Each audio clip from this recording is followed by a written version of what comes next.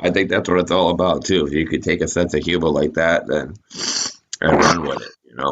I had one dude was got insulted by something like he was like, oh, I think it was a trichome clown. I don't know if he was insulted or if he took something the wrong way. He was like, oh, all this clown or talent or something. He's like, and I got no roll of toilet paper. And I'm like, well, you're an ill-equipped worker because I had a pile of Dunkin' Donuts in my work truck when I needed it. And he's like, so you calling me dumb? And I was like, nah, just ill-equipped. It's all shit, man.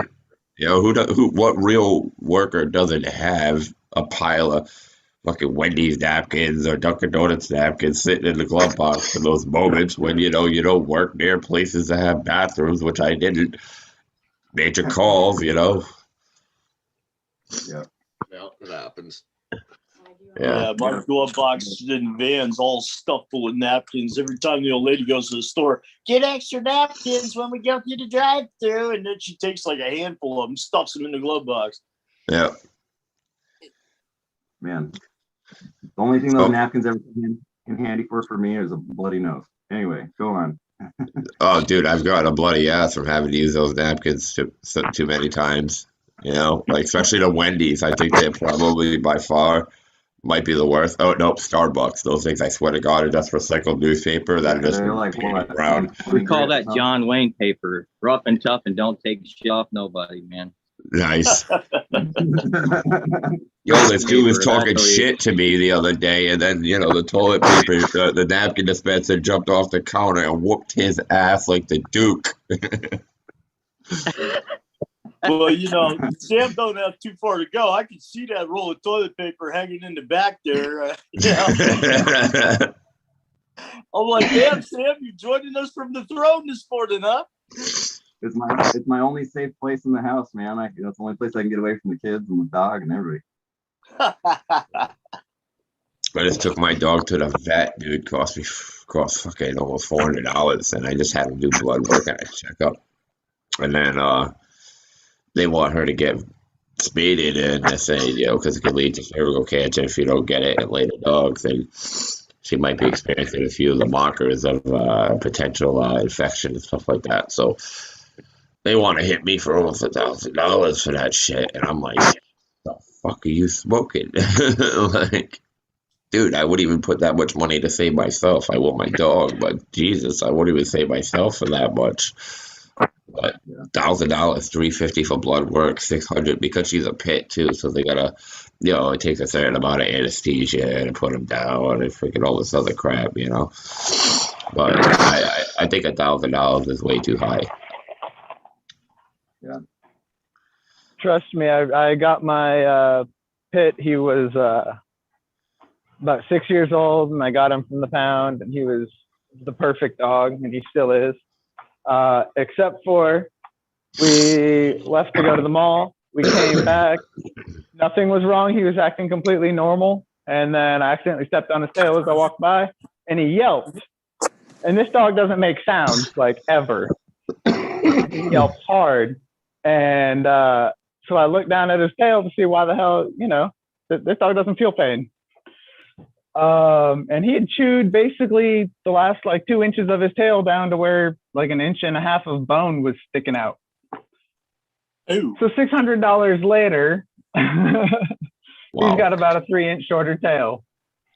See, mine's nibbling at the base of the tail, and I think that's anxiety and all that other shit that she has. She was neglected before I took her, so separation anxiety, so she always has to be around somebody and lay with somebody. Like if it wasn't this early, you've seen her before, she sits next to me, but because of how early it is, my wife's in bed. When she wakes up, she moves into my girlfriend's fucking bedroom and then sleeps there until she wakes up, and then she sees if I'm on the couch binge watching TV or something, she'll come play with me on the couch. Like she has serious separation anxiety, which is why I even dose her, because she'll get pit bulls. I mean, you have a pit hype, and they get real fucking obsessive compulsive. Like my dog will be chewing on its nails, and it'll actually be hollowing out the underneath of its nail, and I'm like, how the fuck are you even pulling this off? Like they get real obsessive about something, and anxiety drives them to that obsession, you know. So Mhm. they're very anxious dogs, believe it or not. But Oh if yeah.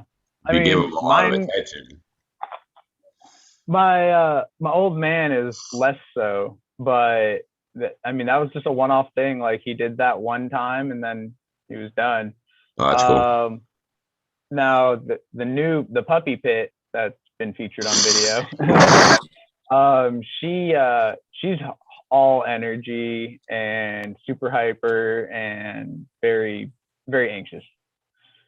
See, my still All hyper, that and energy. she's 8, dude. I fucking was wrestling with her yesterday. You know, she was kicking my ass, but yeah, she's all over it, man. She got a ball in her mouth. Good luck getting that ball out of her mouth, dude. I'll sit here whipping her around trying to get the damn fucking ball out of her mouth, but she's a pit, dude. You know, I can pick her up and fucking swing her around. Uh-huh. Now I could back when I could do that. Now she's like 80 pounds, and I'd probably pull my fucking back at my age. But you know, but Yep. when my dog weighs almost more than me, I'm a little concerned. End up dislocating her shoulder or something like that, playing tug of war with her. Dude, I transplanted. I did a dry plants from a 3 gallon to a 15, and I didn't water them, and I picked them up. Now, mind you, a 15-gallon pot's a little awkward to begin with, and you got a fucking bush, right? So I picked the damn thing up, felt a pop right between my fucking shoulder blades, dude. I couldn't believe for 3 days. I was like, I can't believe I injured myself growing weed. Oh my God. Oh my God. I need a helper, you know. And every time you bend down, you're like, ah, you get that sharp spasm, you know, like it's not pain, it's a spasm right there. It's like, kink. Yeah, I was dealing with that for days. That's why I ate so many gummies too. But I was just like, I can't believe I fucking injured myself transplanting. You're getting old, dude. You're getting old. All right. When I used to work at a sawmill in Williams Lake, we used to work with this one guy who claims to have injured himself taking a shit one day. But this is a place where the workers don't like management, and there's always that union game going on and stuff like that. So I don't know the details or really care even. It's just I just know this one guy. There is a report of him getting injured for taking a dump in the stall. So it's threw his back out or some stupid shit like that. I, It's funny. wow. I mean, I hate to throw this. We're not. Oh, we all live. Never mind. We're just gonna leave that story for another day. Hey, good morning, Bobby. Haven't seen you for a while. How's that back treating you? Oh, you're on mute. He's on mute. Yeah, he looks good though, even running his mouth, even though we can't hear him. I was on mute. Yeah, no, I'm okay, man. I'm sore, but I'm managing, getting a lot of shit done, man. Just moving a little slower. Right. Yeah, you're taking it easy, right? Because you've been pushing yourself a lot there, Bobo. Yeah, man. I really haven't been doing it easy, to be honest with you. You got a shitload of work. I wish I would have, but I really haven't had the time to take it easy, man, to be honest with you. I just kind of seen a little bit here and there that I've showed y'all, but it's just been busy, man. Like yesterday, I just did 50 transplants, so all into 5-gallon pots. So I went through like fucking a bag of soil shit yesterday. Looking real good. I woke up late as fuck this morning for me. Yeah, man. Spring forward. Yeah. Did everybody lose? Was it only me that lost an hour last night? Fuck. No, my Yeah. phone tells me what time it is. Yeah. You know, it's like, oh, okay, that's what time it is.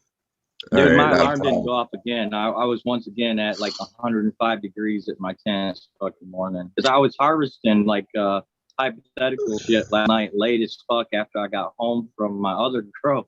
So I was like up late as fuck. I tried using that trimmer on my last buds, and I mean, it made them look great, but it ate up a whole lot of them, and I really wanted to kind of, so I still didn't get it all done, man. I only got like halfway through, probably 2/3 of it.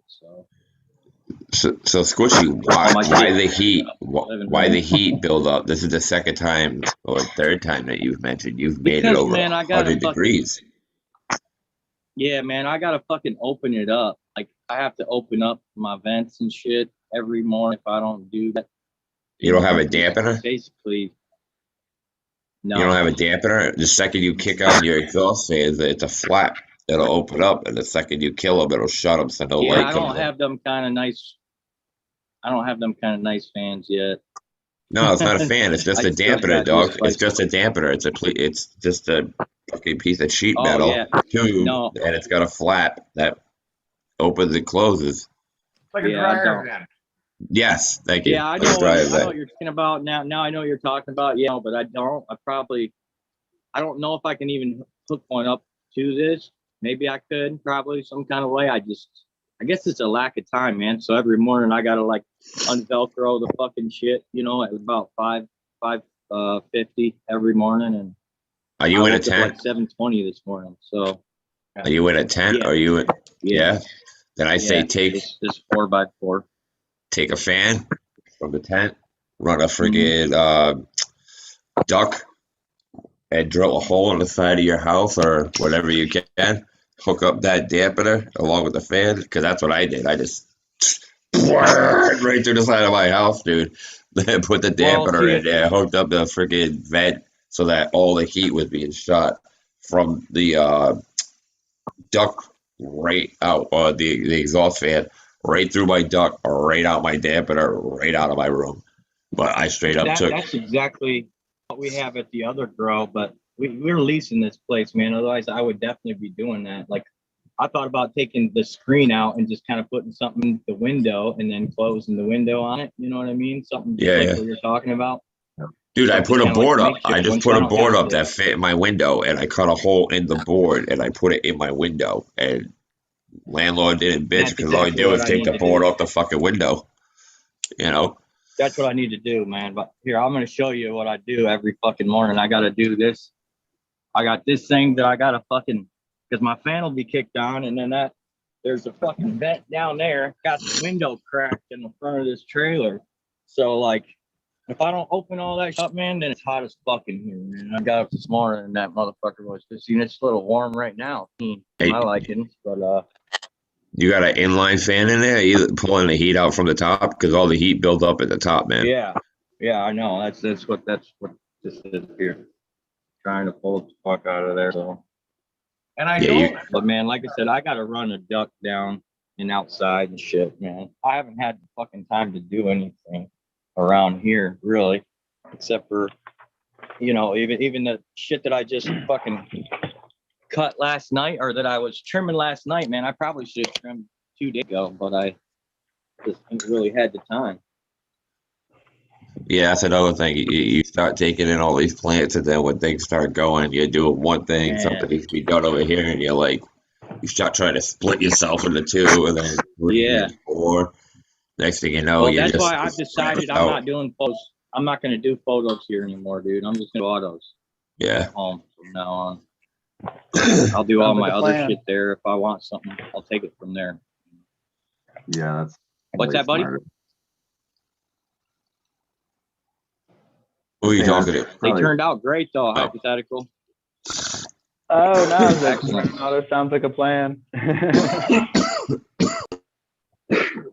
was agreeing with you. I think that would be your better route. Yeah, especially if you already have another location established. You know what I mean? Like, then you can just, since it sounds Man, like dude, you, it's so hard getting it going, man. Just getting it going, and then transplanting every other day. It seems like I'm transplanting something, So, yeah, but now I got one more set of transplant of like 23 transplants, and I'm done, man. Everything will be forever pots, and I can just fucking start just maintaining and doing my chores from there on.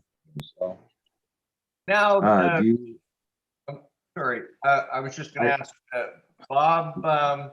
With the autoflowers, I've been led to believe that you should start the seed in the pot that you're going to finish it in. And I'm if it's true, I don't know. Maybe I'll throw that out to other people that may or may not have read that. But if it's true, it'd sure shave you a shitload of work if you were able to just put your seed into your finished pot. right, exactly. And I know that's what I've heard too. You know, you can do that, which I go in a root plug and I let them get started. Once they get started, then I put them in their forever pot. You know what I mean? Instead of having any transplanting, they're in there forever. I just put a Mazar auto in a 10-gallon pot. I'm going to try that out, see how it goes. I got 2 in a 10-gallon pot, and it's like they're fucking blowing out of that 10-gallon pot. So, you know, I'm going to try 1 in a 10, see how that goes. As But, above, so yes. below, man. That's how this plant kind of works. On most plants, as above, so below. Like the way that their above structure looks is basically kind of a carbon copy or an idea of what's going on with the roots spreading underneath. You know, you got a real tall plant because you got it in a thin pot, but it's kind of tall. You got to get a kind of that kind of pot. You know what I'm saying? So as above, so below works in this aspect of, you know, you can kind of get an idea of what the root system looks like by looking at the plant. So if you want more of a bushier plant, go with a wider pot. You know what I'm saying? It'll take less time for it to fill it up and start shooting up again, you know? That's why I go right to the 15. I give them more than, well, after 3 gallons, went from veg to flower, I give them 15. I give them more than enough room to spread out and stay as low as I can possibly keep those things. Have you seen that 50? My 50 with them autos? Yeah, dude, that was sick. I was like, you could bury my ass in that thing, and Dude, you would never man. find me. I know that thing's crazy, but there's like 3 plants in there that are buried. Like you can't even fucking see because they're only like maybe that tall, you know. So next time I'm only gonna put 4 in a 50, man, and just run with it and see how it goes because they're fucking going like crazy. See, I worry about putting more than one plant into a pot because the way nature works, yes, it becomes symbiotic where like if it's a forest, you know, or it's an established ecosystem, if one plant suffers or tree, the other trees will help by sending it nutrients, but keep in mind a lot of the root systems will interlock so they can do that shit. When you start talking about separate plants put it into a pot for a certain amount of time, now you're talking about plants fighting each other, right? Between strangulating to taking more newts than the other ones or anything like that. So I've been very leery about putting more than one pot plant in a pot because of that particular reason. Now, if it was a forest, I'd be like, word, because they'll work symbiotically. And I was feeling you. I was like, I'm the same dude on that. And you know, I had people even telling me to do 12 in that fucking. That's fucking insane. 50, and I did like what did I put? I put 6 in there, man, and I didn't even want to do 6 to be honest with you.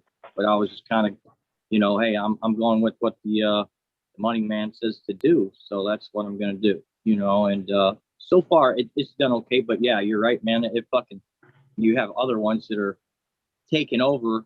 You know what I mean? Like it was just too much in that 50. I think. It's kind of if they're not the same strains either. Like in my clone machine, if I got a few set of strains, there's others that are taking off faster and they're starting to shadow out other ones next to it, and it just becomes a, you know, 100%.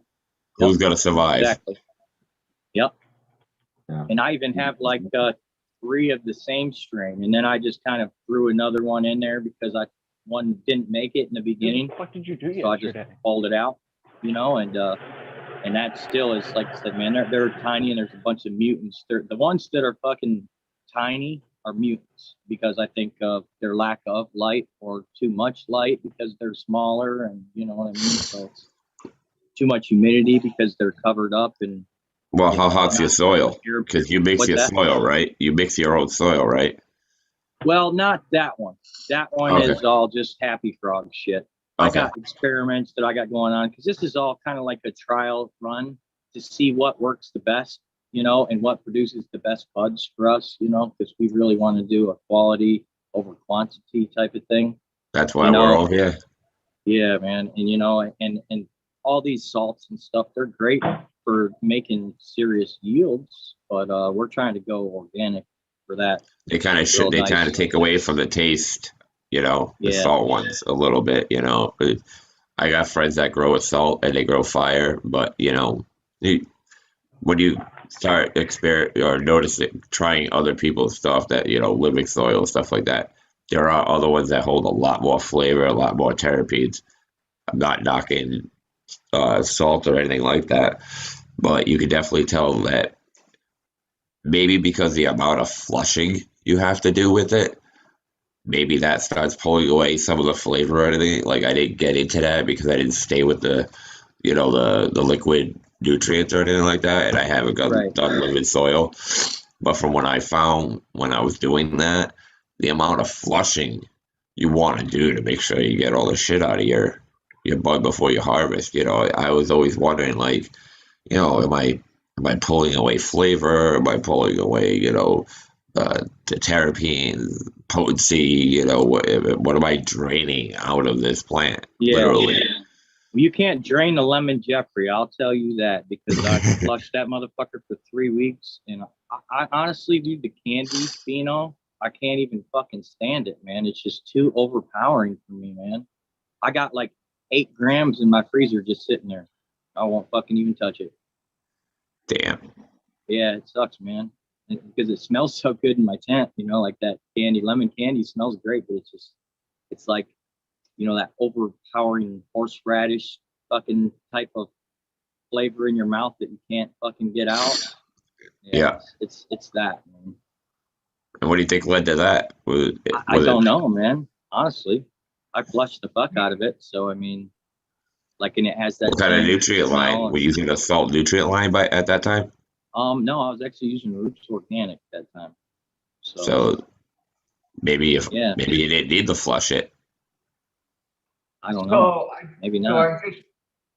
I just scarily came to a thought about what we're talking about flushing and so on. But something I learned just recently, I'm probably already forgotten the word, is I think it's called osmotic pressure. And what that is the water that's in the pot is, I don't understand how and why it works, but it goes up the water just naturally. It goes up the stem, okay, and it's forcing always for. And when you notice yourself when you cut a clone, water oozes out. There's that pressure all the time going like, well, I don't know. I'm thinking most of the time. So when you flush, okay, you put your water into the rhizosphere, and I'm assuming that same thing is going on. So that same osmotic pressure is still going on. So what you're doing, you're just giving it plain water, it's flushing any of the salts and stuff out of the root zone. But the only thing that goes up the plant, it would be just plain water. I don't think my theory is that I don't think anything is being drawn out of the plant because of the osmotic pressure. Yeah, they've done blind tests, man, where people would do like shit that's been flushed and not flushed, and people didn't really see a difference. But it's just really setting people's heads. There is something coming out of the plant because the most soluble nutrient is nitrogen, and if you keep dumping water through that fucking thing, it's gonna turn yellow and yellow and yellow. So there is something being taken out, regardless of the thing you mentioned, and because I can't pronounce it, but there are things that are coming out of that plant when you're starting to starve it. Right, especially because you can even remember what I was telling you is you flush, the plant almost cannibalizes itself and it starts bringing the sugars and the THCs in and all that. You're pulling that out of the soil, maybe not necessarily out of the plant, but it's definitely, I mean, nitrogen can be pulled out of a plant. When you flush a plant, you can drain the shit out of that plant and take everything out of it and start over. And I agree. I agree that that's what it's doing. It's taking the nitrogen out of the plant or out of the soil. But that leaf turning yellow is the plant trying to cannibalize that leaf. Okay. And chlorophyll. Yeah. And everything in that leaf, and that's why the plant dies. So it's not really taken out of the. It just stopped. Yeah. Okay, yeah, in the It stock. stopped the uptake. You stopped the uptake, and now it's surviving off of what's there. It's like us, you know. You're just giving it water. You're not giving it any food. I mean, you're whatever fat supply you have, your body's going to eat that, and it's going to eat your, you know, eat your muscle, and then you're going to die. So it's Yeah, like Well, if you that's were like that plant that like I being put up douched. right there.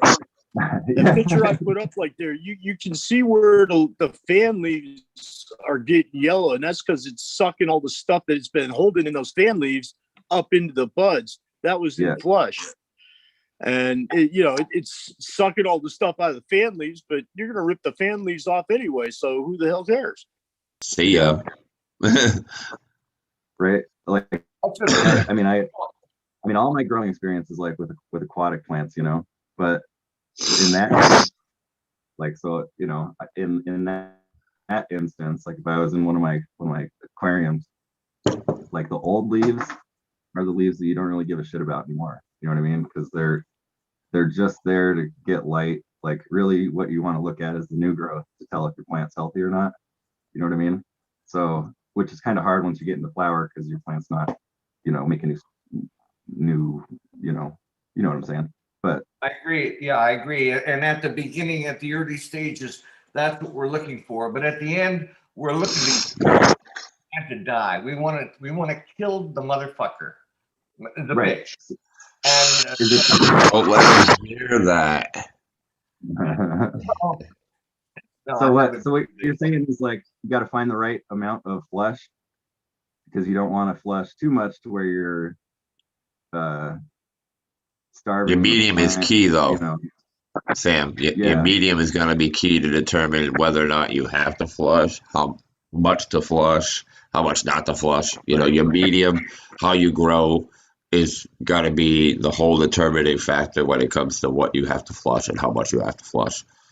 Well, that's like organic people. They ain't got to organic flush. people aren't going to have to flush because No.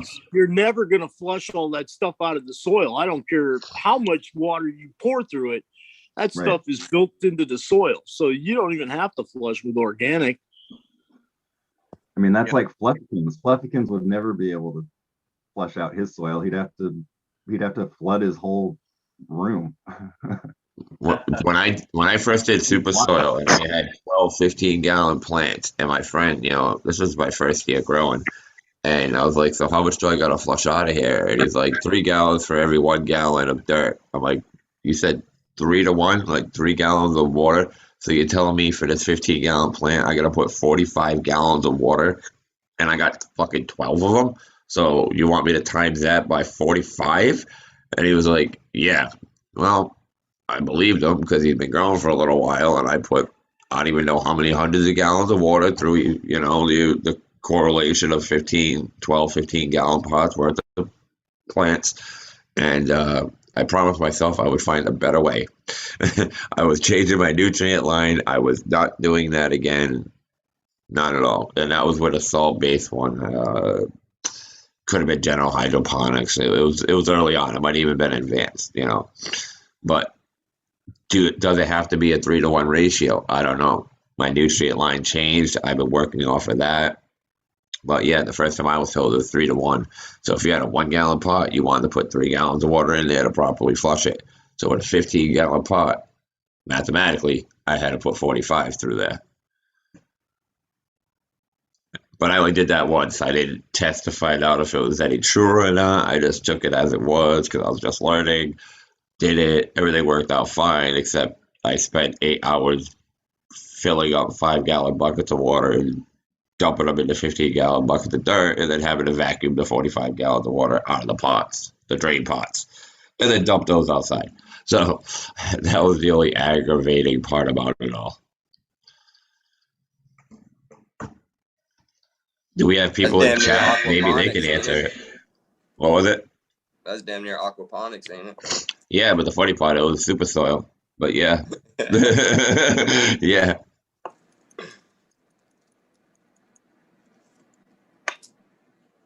How is everybody? What's everybody smoking on this morning? Everybody go through their stuff on everybody's good smokes.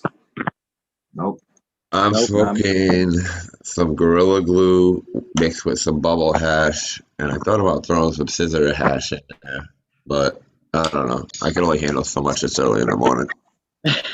My lungs, dude, they need more air intake before I start taking in more the ratio of more cannabis than actual oxygen for a while. Did you say scissor hash? Like the hash you like? Yeah. From my last harvest, I usually before I used to just throw that shit in my freaking trim, and go into my edibles.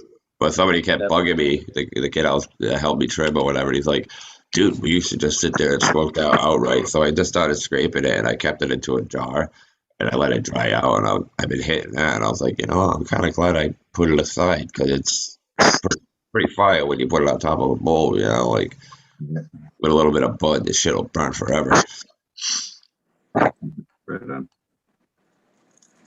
I'm smoking the last little bit of my Fluffy's bag seed.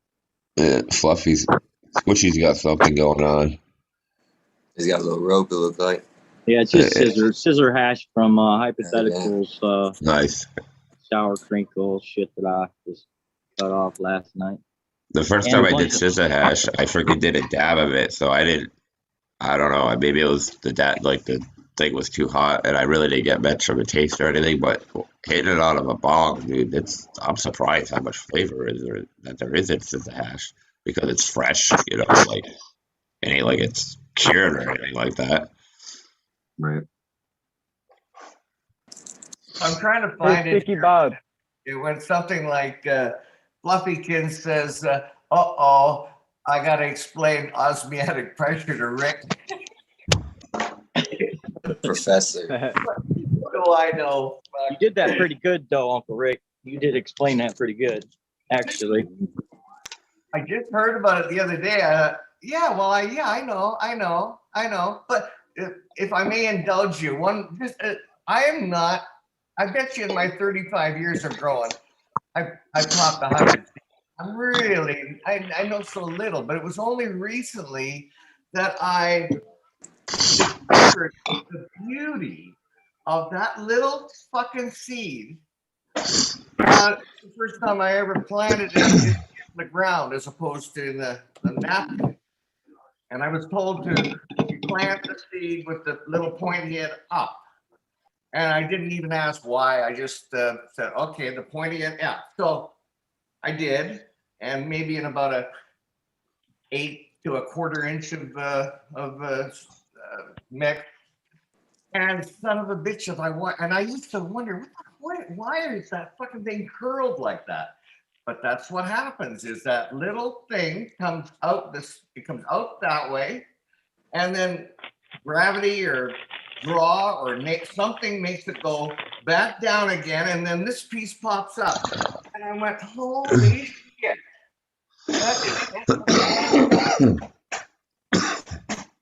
Okay, I'm done.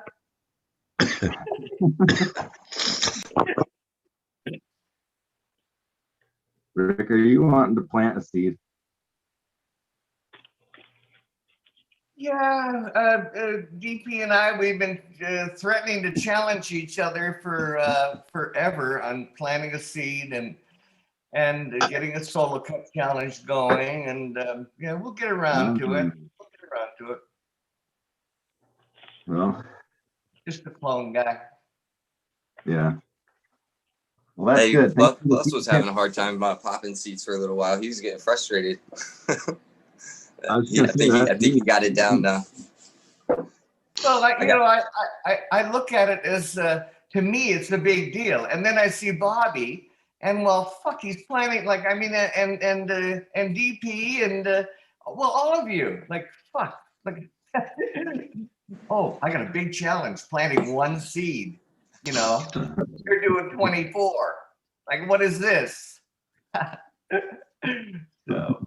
Anyway. I was watching that guy from the OxyClean commercial. I guess he started this big CBD farm, and they did like 66,000 seeds or something like that.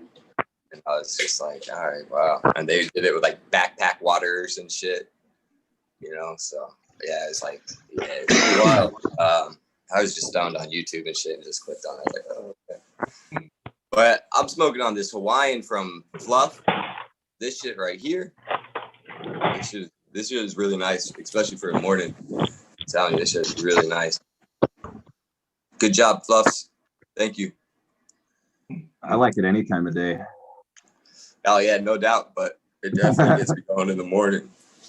Dude, I gotta say, I feel like I'm back in high school, right? I just got like 2 tiny little nuggets of fluffy weed left in my, like I'm like rolling it up. I'm like, oh, I'm looking at it. I'm like, it's like at this point, it's been rolled and unrolled so many times, like it's been in a fucking condom up my butt. You know what I'm saying? Nice.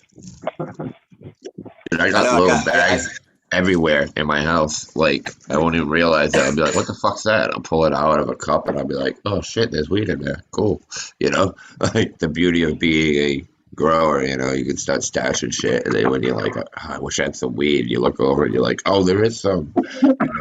It's like, yay. I do that specifically right after my harvest. I'll take, about half of everything of each one, and I'll freaking stash that thing, and I'll forget where the hell it is. I told my wife this time where I put it because I'm still missing quite a bit of things that I stashed like 8 months ago. Half a sheet, quarter of an ounce. Think there might be some mushrooms floating around here somewhere. Stuff I shouldn't misplace, but I have no fucking clue where I put it. I've even had my friends come over because they're like, well, we know you well enough to know how stupid you are to stick someplace somewhere. And I let them go at it, dude. My whole fucking house, my whole room, everywhere. I'd go through my underwear drawer. Quit sniffing them, but go through my underwear drawer. Did you ever find that other brain food from a while ago? Did you ever find it? Nope. It's in here, though. Because I don't have anybody that's open that would take it. So it's somewhere. It's probably in one of my old pair of dog pants. acting weird for a little while. You might know why. No, my first pet got a hold of some of my liquid because I had the liquid vial in my pocket and it freaking unscrewed and like it was laying on me and it kept licking my pocket and I was like, why the fuck are you licking my pocket? And I freaking took her off me and I realized that half the vial soaked up my pants, and I got 120-pound pit and he's just sitting here looking like this, and I'm like, how you feeling, buddy? Good. The whole house was stripping, You put on some really good music and shit. No, we took him for a walk. We took him for a walk. No, we took him for a walk, man, and he was just like like looking for everything, or it looked like everything was moving on him. I don't know, probably just like me, but it was an awesome walk. We took like a 3-hour walk, but he was good. Well, thanks to you, I was able to get a good microdose in the other day. That was nice. That's cool. That and it was actually a perfect day for it. Meeting with a coworker and stuff like that. On that. Actually, thank Donkey Balls. That was him. Appreciate Donkey Balls. What's up? That was great. Looking forward to the next one. It was funny because I was just kicking it with one of my buddies, and like I was just like, "Hey, dude, what are you doing?" And then it's a great day. But it's Friday. You ain't got no job. Nah, but I do got a job. No, I know. I'm kidding. But DP, your garden is looking fantastic, man. Hey, thank you. We can go take a peek real quick. Yeah, for a guy who complains a lot, those plants are looking pretty good. Oh my god, dude, I'm a bitch when it comes to that. But I'm battling a pretty good potassium deficiency. But we're finished up. You keep saying potassium, man, but I think you could be getting to the end. Like not every leaf is gonna be luxurious. Yeah. I picked up a lot of the bad ones yesterday, but starting to get a little fade going in. What stage are they at? You said 7, right? Yeah, going into 7. Oh yeah, no, hey, that's fantastic, man. That's perfect. Yeah, that looks natural. That looks natural fucking use. Keep lots of air on it, and yeah, you'll be good. You'll be good. And then we got the Caribou tent. Flip that. that one got flipped 2 days ago to 12 and 12. So that's gonna be great. We'll start seeing some sets here soon. Is today Sunday? That's super. Today's Sunday, right? All right. Tomorrow's day one flower for me. One, hell yeah. I'm pretty excited. The headband 818. Yeah, that should be gnarly. Hell yeah. I took clones one of of, it. that's all, one of those strains that whenever I hear it's like it just hits off like headbands. Yeah. The 707 is the only one I ever tried, and that was just amazing. And that was when I first started growing, like probably 8 months into it. That was popping up the headband because that was right around the Pineapple Express, and the GG4 was just coming around and everything when I first started growing. Because before that, like I said, we didn't have names. I think somebody mentioned there was brickweed, there was regs, there was mids, and then you got the BCs, or they were known as British Columbians, which were just the actual kind blood that we had in this area at the time. Because it was an insult to be a home grower. That's homegrown. Like my friend, like recently was like, he lives in New York, and he's like, can you believe this kid said my weed was homegrown? I'm like, where do you grow it? He's like, in my house. I'm like, sounds we like always thought that was good weed, but somebody did the same thing. Like I was like, oh hell yeah, that's some nice homegrown, and he's like, oh man, what? No, this is like some really good weed. I was like, I know, and like, so I guess it was just referred to. I guess those people grew some really shitty weed. I don't know, man. Like I never growing up, that's what we looked for. You know what I mean? Like, well, my dad's age era, any green weed was garbage weed as far as they were concerned. They didn't want homegrown. They didn't want green weed. They wanted like brown, I guess. I mean, Rick, you're probably a little younger than my dad, but you were probably got the same notion, right? I mean, I don't know how it is in Canada, but it was back in the day, the 70s and shit. You didn't want green weed. Is that how it was for you? I was trying to keep up with the chat, but in the 70s, I didn't start growing indoors until 85. No, that's true. Yeah, there was no indoor, and then so why would you want a green? Yeah. Yeah, and indoor was an insult, and like I was like, dude, that's what we do now. Like that's where indoor grows. It's indoor weed. Sorry, man. Yeah. I mean, if you grow outdoors, okay, sure, you can throw yourself an outdoor grower, but the majority of us, if you got a tent, you got a room, it's in a house, it's in a building, it's in a warehouse, I don't give a damn. It's indoor. That's it. Yeah, there's very small areas of the country that you can grow decent cannabis in. Northern California, Hawaii. We do it right over here on the East Coast. We get most of the time, get a full grow season, man. I do all right when I get a chance to put one outside. That nice cold air that comes in near the end of the season helps darken those colors up and add some trichomes to it. We have an all right grow season. I'm definitely gonna try one this year. A real. When would you harvest in Rhode Island? Huh? When would you harvest then? At the end of October. Oh. Or begin In October, end of Michigan. October. Depending on, we get hit with a cold front, or, sometimes, get a spontaneous hurricane that could possibly maybe want to entice you to move a little faster because the plant may not even survive. Especially you get 60-mile-an-hour gale force winds. It's just a bush. It's not a tree yet. Yeah, I'm right off the ocean, man. If it's always windy. Yeah, And in Chicago, windy. I hear that place is seriously windy and cold, but definitely get some wind over here. And we get the hurricanes, we get the tropical storms. But we've been pretty good for the years. And when does that most of that happen around the same time? The bad weather. Yeah, there's a lot of seasonal stuff. Don't get me wrong, we'll get surprised. Like we had no snow during February. I think it was a year or two ago, and then all of a sudden on April 1st, we get buried in freaking like 8 inches of snow, even though it was like 70 degrees outside. So yeah, you know, New England. Actually, we get lake effect like that too. It'll be 70 one day, and like it was just the other day, it was like 70, and then yesterday again it was 30. It was well, we've had frost, so like all my males I had outside are all probably dead. I'm sure of that because they were all wilted like a motherfucker yesterday morning. So you had like 3 days of good 50-degree weather like we did, and then yesterday and today is like 20. Yeah, and then they say this. I think tomorrow and Tuesday we're supposed to get like some more fucking snow.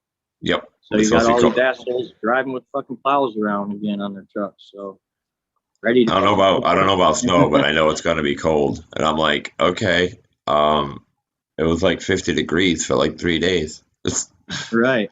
I know everything's Tell you melted, what, bro. up in Everything's finally Pennsylvania- gone. Yeah. Up in Pennsylvania, we got a snow every freaking St. Patrick's Day. It was like clockwork.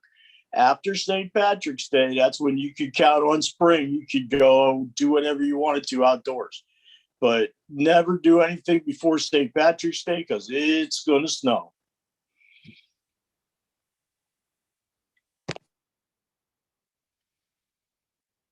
I got a snow one time in the middle of September and was not ready for it. But neither was nature. It did some terrible damage. Some of my I've got a maple tree, a vine maple. It took off a 4-inch branch because the leaves were still on the branches, and with all the snow. And then it melted. Then it got wet and broke my willow tree. It did a terrible mess. Yeah.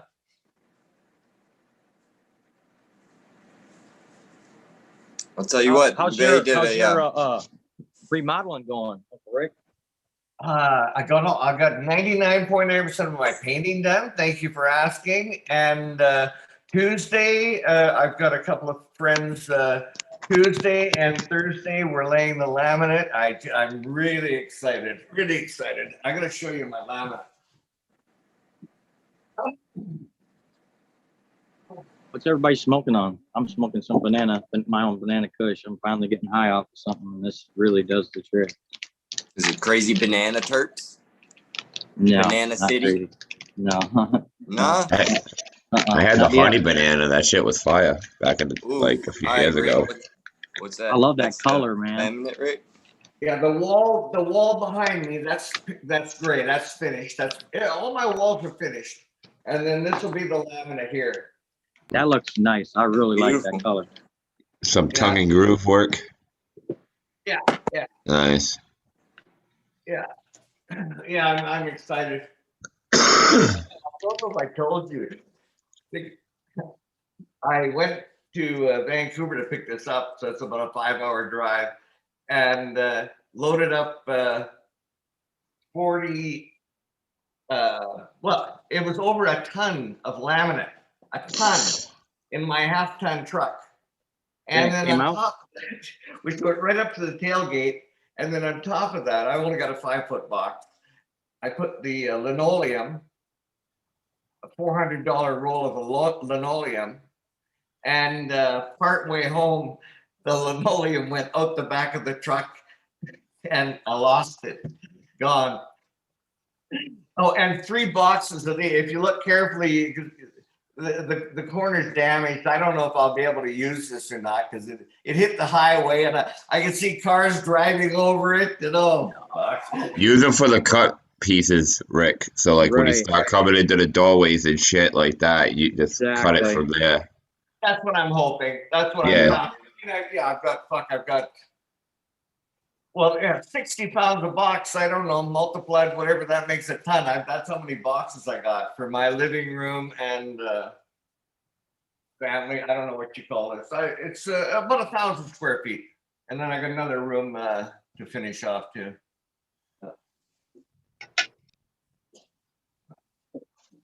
Hypothetical. Did you get a chance? Did you see that? That was showing up. I know you driving and kind of. The resin. No, that your bud that I cut. Oh no, last I didn't night. get to see it. Okay, I'll go get it again. No, I'm gonna check that out. Yeah, for sure. Oh, Have you okay. tried any of that scissor hash yet? No, not yet. I'm about to put it in another joint right here. Actually, That's when I really smoked it. noticed the gas in it. Oh man, it's got a lot of good gas. I love it. Yeah, because the flower doesn't really get a whole lot of gas, at least in my experience from it. But the scissor hash just has all of it. Well, I made some. I squished some of it last time, so that shit was fucking insanely gassy. Insanely gassy. Probably the strongest Good. terps next to the lemon Jeffrey. For sure. Oh shit. Yeah. And you said it was like super gas when you pressed it? Mm-hmm. Oh yeah. Yep. And it had a real nice consistency, real nice color. Real light color. Okay. Yeah, I smoked a joint of it No, I last appreciate night it. and I went right to sleep. So, I mean, did me right down. Good. No, I But, appreciate it. Yeah, I'm gonna let it cure though and shit a little bit more. It's good, man. They turned out a lot better than the my last one. The last one, I think, because I topped it, shit, you know, and well, this one I topped too, but I used different lights. Oh, okay. Your first one you ran under 1212 too, didn't you? Yep, exactly. And this one, it's just a smaller one. Did Sam leave? I don't think so. I don't see him. It's too funny. Earlier, because I'm so stoned, I realized we're missing one, and I went, "Fuck, we're missing one." And then I'm trying to remember who. And as I'm remembering who, Sam popped back in, and I went, "Oh fuck, there! I don't have to embarrass myself and not remember who." And now he's gone again. So See, I had that moment right then and there, Rick. I was like, the screen looks a little less full. I'm like, there's somebody missing here. And I started going through I'm like, oh, all right, I know who it is. Yo, This you guys sense. don't pay attention. Mine pops up on the screen. Sam has left. Really? I haven't seen it. Hey, how many dabs is Caribou in? If I had to Dude, guess, he's been He's been 7 and a dabs half. before. we've been on here, man. He's probably had like 7 or 8 of them already. I know I think he said 3 words. Well, I think I'm like, I haven't had enough. I know that. Yeah, never enough. But I know. I'm I had no idea time was changing. I literally like woke up and I was like, "Oh shit, the YouTube thing's on." Well, yeah, I actually, because I set my alarm for an hour before the show, and my alarm actually woke me up for a change this morning, which is a rarity. Even on work days, it only happens about 3-4 times a year. So it takes me a bit to get the gears going and making coffee and all that, and I'm just like, I guess I'm in a really great mood today, guys. I'm having a great weekend, so I'm just celebrate with the dab rig, fire it up. Well, I mean, you got a smile on your face like the size of anything, man. Since you got on, You got something. sitting there cheesing.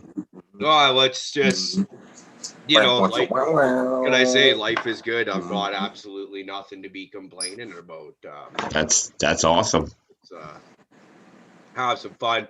I am sorry about the Friday night show. You guys kind of know what happened, but I'll just say it for everyone in chat that might not already know. So I was traveling home from work, and I got delayed. My truck where the shop parked, it was closed, and I had to wait a couple hours for the keys to get there. So that meant getting to the hotel was going to be like where I was going to stay that night was. I'll get there, have time to fire up the laptop, get on the Zoom, and let's go. And I was right about that. I get there fired up, and my screen is like, it looks like there's ink blotches and rainbows and stuff on it. I'm going, what the fuck is that? And at some point in time in traveling, my computer got crunched up. So it was at that point in time, I didn't have an HDMI cable to try and plug it into a TV or anything like that and get that working. So it was like no point trying to figure that out. So my apologies for that one, everybody. But that was so we're gonna try to celebrate, make it up for all the dabs I didn't do Friday night. I've got to do them this morning, and make up for lost time that way. Makes sense to let me. me tell you, brother, we all have them technical issues at times. So let me get this straight. Doing these extra dabs, that's your punishment? Well, yeah. Well, it hurts when you do them. So, I mean, I award and punish myself by doing things like that. I'll be like, oh, that was dumb. I should take a dab so it hurts. Or it's, hey, I did that. I deserve a dab. Like circumstances, man. Circumstances. I see some of this shit on Instagram. I'm just like, what the fuck? These guys. Why do you even go on there, dude? It's crazy, man. They're just dumping I'm talking about dumping shit in dab rigs. But most of it just goes down down into it. It's pretty funny, but I mean that's just crazy. Did somebody see the $50,000 joint 2 Chain smoke? Somebody posted it. Yeah. I watched that episode. Yeah. No. Did you all see the 130 gram backwoods? no. 130 gram backwood? No. Yeah. Fuck, check that out. And that's crazy. How about the nicotine buzz off that one? Dude, I'd puke trying to smoke a backwood. Never mind. That big. 130 grams of backwood. Oh, no. No. Those are cigars, right? Yeah. Well, they're the leaf. They're the actual real I know what leaf. you're talking about. I used to smoke those kind of back around the high school, just getting out of high school days. See, we were all about Philly blunts over here. Strawberry was the ones we were on. Dutches. Mine was the green leaf Cigarillo. honey Dutch. White Owl bullshit. No Dutches, no Gossa Vegas. In desperation, yes, but our go-to was a strawberry Philly blunt, man. That's what I learned to roll on. Me too. Oh, sorry, mine was strawberry white owl. I got a 3. Yeah, ours were grape white owl. I was doing white owl because yell at us like, why does it smell like grape cigars all the time? see, Outcast got me into the white owls. Okay.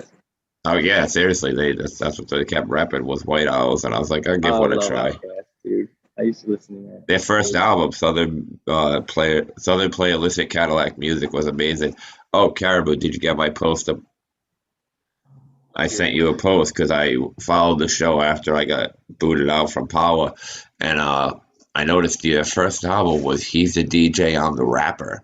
Oh, and yeah, I did see that. That was my first album as well, which I thought was hilarious. So I posted one of their not more well-known songs from the album on there, But yeah, I was like, oh my God, me and this kid pretty much has the same music life going. My first album was He's a DJ, I'm the Rapper.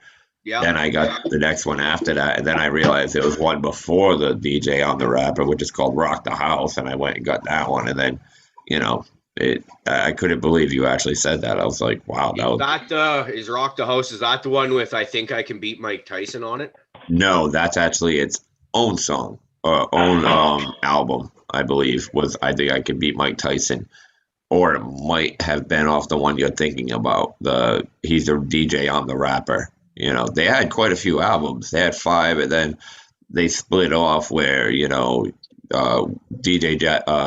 Fresh Prince did the whole, Home Base or something like that, where it was boom, boom, shake, shake the room. And then after that, he became Will Smith with Getting Jiggy with it. So, there was they had a lot, dude. He's a DJ on the Rapper. I Think I Can Beat Mike Tyson. The Mag, Rock the House, Home Base. I know there's another one on there that I'm not thinking of. But they had that other guy, Ready Rock C, who's the beatbox dude. But yeah, I couldn't believe you said that. I was like, wow, how ironic. That if they're going back to because I'd say Will Smith is actually a very underrated rapper. Because a lot of people just think of them from like the getting jiggy with it type of stuff, which that was a decent song, but it wasn't. But like you go back to when he was actually first starting out, and then you look at like Jazzy Jeff, the DJ. He was like a really good scratch DJ. Dude, he's amazing DJ. And then like the beatboxing and stuff like that, they came back from there back with like it was more like the hip hop culture that you hear about, right? Not just the rapping and stuff. And it was very, very good stuff. It took me a little while to catch on because they came out early, you know, and they had Ready Roxy. And then like when I was like 16, I was like, Ready Rock C? I'm like, wait, that's crack. Ready Rock, you know, it's like made crack and it's Ready Rock C. I'm like, nah, they couldn't have been talking about that. Like, there's no way that they named this dude after that. Especially Will Smith. It's funny with like when you're growing up and you don't clue into certain things, right? Because like I was, I would be singing the songs along and like shouting that guy out as a kid, and like I'm sure even my parents had no idea what the hell I was saying, But like it's like you said, when you actually think about it, what are you actually saying, right? Dude, there was a part from Half Baked, and I watched that when I was 20. But I swear to God, it took me 10 years to catch on to the part where they kept buying shit with the money that they were getting from selling drugs, and then friggin' Dave Chappelle came in bitching, right? And he goes, "This money's for spending, for saving, not spending." And friggin' Brian comes in and is like, "Hey man, you bought Mary Jane a pearl necklace. How much did that cost?" And friggin' Dave Chappelle's like, "Well, Brian, obviously you missed the point of that story." And it took me 10 years to honestly realize, oh, he didn't buy her a pearl necklace. Never mind. I'm with you, Prophet. It took me probably about the same amount of time, 5-10 years, to finally get that one and go, oh, wait. Yeah. Dude, I was just real stoned. I was like, oh, now I get it. After I watched it like 8,000 times, like. I don't think it took me quite that long, but don't worry. I sure as hell didn't get it on the first go around or even the fifth. Because there was a few times I was like, yeah, why is he bitching? He spent money on a pearl necklace for this bitch. Like, they could get a dog.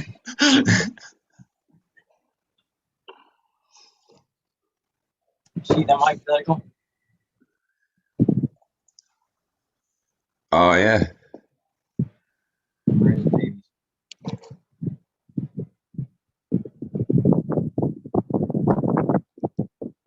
Just popping out. Caribou. You see that? Trying to focus in on that. I got you on the speaker view. What are we looking at, Bob? See it? Meathead? Oh, okay. Yeah, I can see that. Nice. Three of those going in there. A bunch of clones, and some more seeds I'm popping. Oh, I forgot to show you guys this. This is a Rise Cross and Girl Scout cookie. So that was an accidental thing. It just kind of happened. I gave my buddy a Rise Cross or a Rise clone, and it got inseminated by a Girl Scout cookie. So I took a bunch of the beans, and I'm going to try to see what they come on, see what comes on them. So. Hey man, you never know. There could be something really good in there. You never know. But I got a lot of auto shit now, man. I'm going to do autos here from now on. So.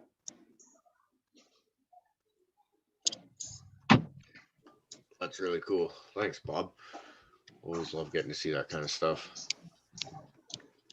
Yeah, I figured since we got hypothetical here, man, I know he always likes seeing some of his stuff. So. Yeah. They were the first to come up. You know where to come get them. Oh, yeah. And I've got some more projects in the works too. I've got my CBD. I'm going to be working my CBD dominant this run with tested genetics. I'm hoping that I can get those out as early as summer, so where people can be getting those out this year, at least my testers. And then the next run of high THC will come out, and then I'll work on my 1-to-1. I'm looking forward to the CBD dominant one, just for my own personal pain issues and shit, Hypothetical, do you sell your testers or do you find people you hand them off to try? Nope, I hand off testers, I get the reports, and then I sell them. You should send me your most vigilant tester that you think can withstand, a nuclear war. And let me see if I can grow it. See if you can kill it, you mean? Well, no, if it survives me, it can survive anybody, okay? Well, I will definitely do something with some Canico then, because that's the one that, like I said, I've grown that one without pHing and using like full strength newts on top of like 8.5 and 500 ppm tap water. Now, what happens if are you recommending to feed it like that, or should I?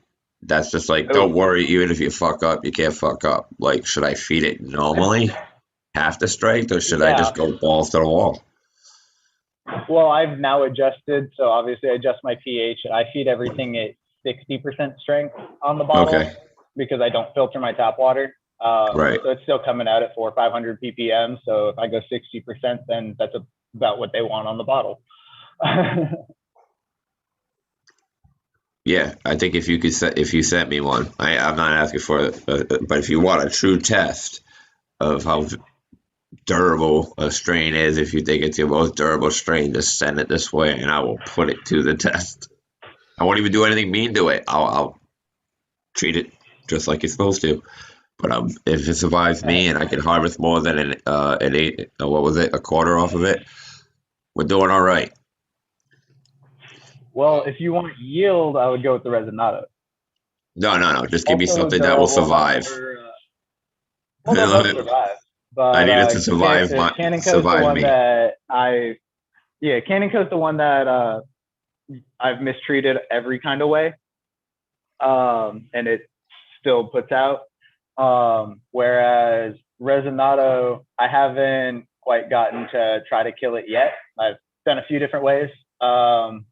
I've still got a couple ways that I want to. The Camico, is that the one that Johnny just harvested or is growing? Canico. Yeah, that's the one that Johnny just did, right? Bob's over there playing with.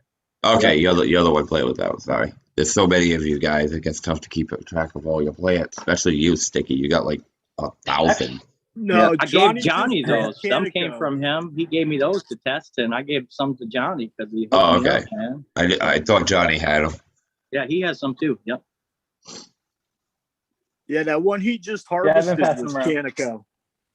Okay. Yep. That's what the sour, the these nut sour crinkles Canico, right? Yeah. Right. Ooh, okay, that's what I just harvested too. Yep. That is a good plant. I mean, that's the one I split down the middle and everything, man, and it still just kept on going. It actually got bigger than the other one once I split it down the middle. It was during veg, right? When you split that. Oh, it was fucking in flower, man. Oh shit! Damn. Yeah. Yep.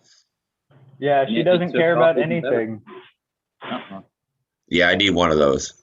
Who doesn't care about anything? Yeah, that's the one that I've tried to kill multiple times. I've had a light sit on it for half a day because it fell, and I used the CMH bulb, so it wasn't cold. Oh shit! Dude. On the plant. Now, obviously, it suffered a little bit of damage, but it still put out on the rest of the plant perfectly. Also, didn't burst into flames. Hooray! That's nice. See, I watch a lot of people's grows, and they're amazing on cannabis. I watch you guys grow; they're all amazing. We each do our own thing for the most part, and you hear stories like hypothetical. You hear the people bending what we've been told are the rules that should not be bent, but yet they're still bending it and coming out with amazing product and amazing yield and everything else. So it starts to make me question: is there really a standard when it comes to growing this plant, like at all? Nope. And the thing is, you try to help somebody grow, and you're like, I grow like this, but they can't do it. But there's still like 800 other ways you could try that may work for you, Because before, when I started, there was only the specific set of rules. and you should not be messing with these because you could cause stress and all this other crap. Then you get people like me, you got people like Terp that just, you got people like Hypothetical. We're all kind of mad scientists, as Terp mentioned in his video. Like, we had enough plants, we like to play around with them, and we like to see what the fuck we can do with them. We weren't at that, like, I only have a couple of plants, I want to get what I can out of it, because I had a couple of plants to do that, and then I had extra that I could toy with. So I've toyed with a lot of things, and I've bent a lot of the rules. And I've seen a lot of other people bending a lot of rules when it comes to growing this plant. So, I mean, I'm starting to wonder if there's even a standard to telling people how to grow this plant besides, proper pH. But then you got Hypothetical that just straight up told us to bang our ass with the pH. Anybody else noticing that, or is it just me? Well, I'm not going to say don't pH. I'm going to say that pHing isn't a live or die on the plant. You'll still get a plant to harvest. You're going to have deficiencies like hell. Yeah. But you're going to get to harvest without pHing. Like, yeah, I know it sounds crazy, yeah, but I'm telling you, like... Yeah, you've pushed your plants to the limits. And they've produced. They probably reached temperatures they never should have. And then there's... I used to get like an ounce per plant without pHing. Now I'm getting, closer to 3-4, but sometimes 5. But nonetheless, it's, pH made the difference in my yield, and the quality is about the same. Honestly, it wasn't bad before. But then I was still getting plants without pHing. So it's one of those, like, if you're not perfect on pH, it's okay. Your yield will go up as you get practice. But you'll get a plant to harvest. Like, don't kill yourself with it.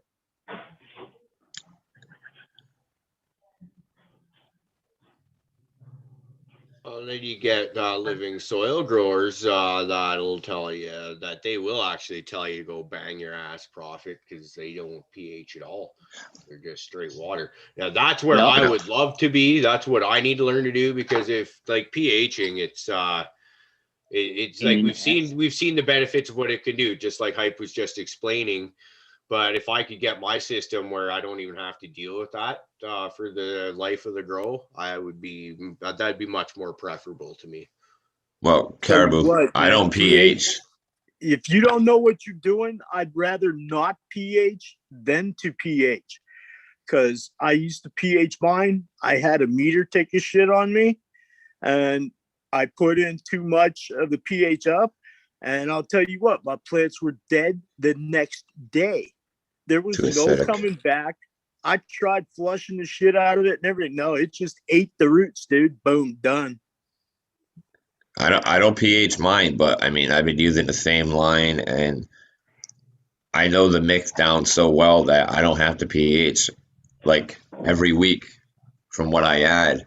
I know for a fact that when I add this and I'm taking this away because of what week it is, and it doesn't need as much as that, I'm still ranging between 6.3, 6.5. I'll occasionally test like once every month or two just to make sure I'm still in my parameters. But dude, I've got a Blue Lab pen that I haven't used in 2 years, like I use the drops real quick just for a quick idea, but I don't pH, but it's because I know my mix and my nutrients so well that I don't Blue need Labs to. are a pain in the ass anyway. I found that too. Everybody's like, Blue Lab. I'm like, fuck a Blue Lab. That thing is driving me crazy. I watched 3 videos on it already. Yeah, I had to take mine into the place and have it fucking like a factory reset done on it, and then have them calibrate it. Okay, because I had no fucking clue how to do it. I thought about giving mine away to somebody like on here, but it was given to me. I asked you about that a long time ago. It was given to me as a gift, and I just couldn't. I feel bad if they were like, oh, you using that Blue Lab pen anymore? And I'd be like, no, I just kind of gave that real expensive pen away to somebody else, Yeah, I'm the same way. If somebody gives me something, I can't just give anything. Yeah, I mean, unless he's straight up like, I don't fucking want it ever again, which he hasn't uttered that, but he hasn't used it in 2 years, so I'm going to give him a little bit more time. He's actually the kid I want to get on here, the one I was mentioning to Caribou through messaging. dude is full of knowledge, dude, full of knowledge, and he's a really great guy.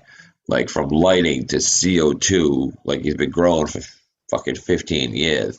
He taught me a lot of my filming style. You were talking about defoliating, Rick. That's the guy that I learned a lot of my defoliating techniques, and you know, he he's a plethora, right down to, like I said, lightings, uh, how to set your room up, what to do when it comes to, he's a different also nutrient grower. He works with the advanced and everything else. So you want another type of grower on nutrient grower on there so we can discuss things. But he's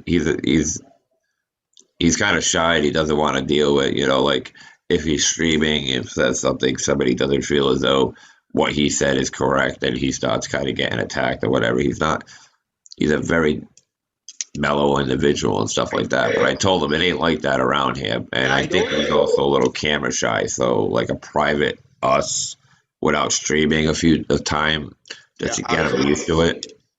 But the dude's a plethora of knowledge, man. Like I said, he's got me beat by 3 times as far as growing, Yeah, no, absolutely. I'm all for anybody that wants to come on with knowledge, but this guy sounds like like you just saying, right? He's got this plethora.